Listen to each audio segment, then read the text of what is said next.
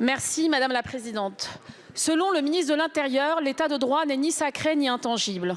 C'est ainsi que chaque jour dans notre pays, des millions de travailleurs, de parents et d'enfants vivent sous la menace bureaucratique des OQTF. 140 000 ont été distribués rien que l'an dernier. C'est autant de droits à la retraite coupés ou de licenciements brutaux. À Nanterre, dans ma circonscription, Amine, machiniste de la RATP, ne peut plus travailler parce que le renouvellement de son titre de séjour est bloqué en préfecture. Ces mêmes préfectures qui sont débordées et qui pondent des OQTF cyniques à l'appel, que ce soit pour des femmes déposant plainte contre des violences conjugales ou encore pour des Palestiniens qu'on a voulu renvoyer sous les bombes à Gaza. Tout est bon pour satisfaire les exigences irraisonnables du ministre de l'Intérieur. Son obsession n'a plus de limite, allant jusqu'à inventer à lui seul une nouvelle forme de déchéance de nationalité. Ainsi, à Orly, des enfants français dorment derrière les barreaux du centre de rétention, comme cette petite fille de 11 ans qui y a passé 4 nuits en octobre dernier.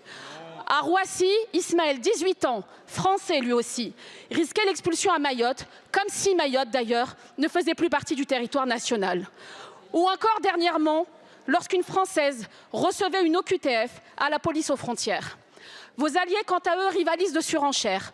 Pour Laurent Wauquiez, la solution serait ainsi d'envoyer les étrangers sous OQTF à Saint-Pierre-et-Miquelon. En d'autres termes, il faudrait exiler des gens à l'autre bout du monde pour satisfaire quelques chroniqueurs racistes et enragés.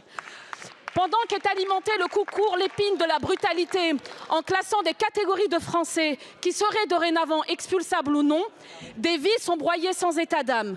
Votre bilan, c'est une politique sans efficacité, sans humanité et surtout, c'est une politique sans honneur. Votre zèle répressif n'est qu'un écran de fumée.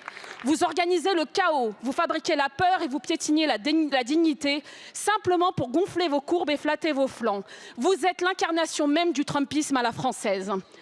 Je n'ai ainsi qu'une seule question à vous poser. Combien de temps allez-vous encore fracasser des vies pour faire le lit de votre survie? La parole est à monsieur